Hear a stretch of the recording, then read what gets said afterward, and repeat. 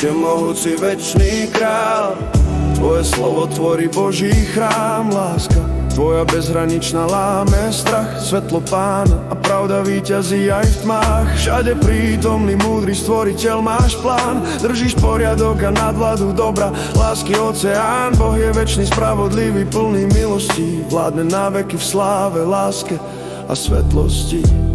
Hospodin, nech moje volanie prenikne k tebe, urob ma chápavým podľa svojho slova. Kiež dojde k tebe moja úpenlivá prosba, vysloboď ma podľa svojho sľubu. Nech moje pery prekypujú chválou, lebo ma učí zachovávať svoje ustanovenia. Kiež môj jazyk ospevuje tvoju reč, lebo všetky tvoje príkazy sú spravodlivé. Kiež mi tvoja ruka pomôže, lebo som si vyvolil tvoje rozkazy. Hospodin, túžim po tvojej spáse, tvoj zákon je mi potešením. Kiež moja duša žije a chváli ťa, kiež mi tvoje súdy pomáhajú.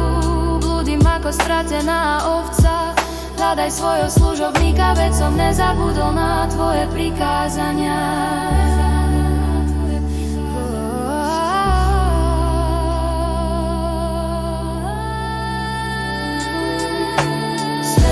Všemohúci večný král, tvoje slovo tvorí Boží chrám. Láska tvoja bezhraničná láme strach, svetlo Pána a pravda víťazí aj v tmách. Všade prítomný múdry stvoriteľ, máš plán, držíš poriadok a nadvládu dobrá, lásky oceán. Boh je večný, spravodlivý, plný milostí, vládne na veky v sláve, láske a svetlosti.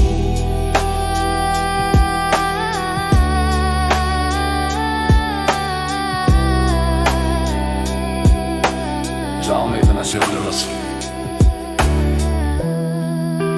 Žalmy dele David.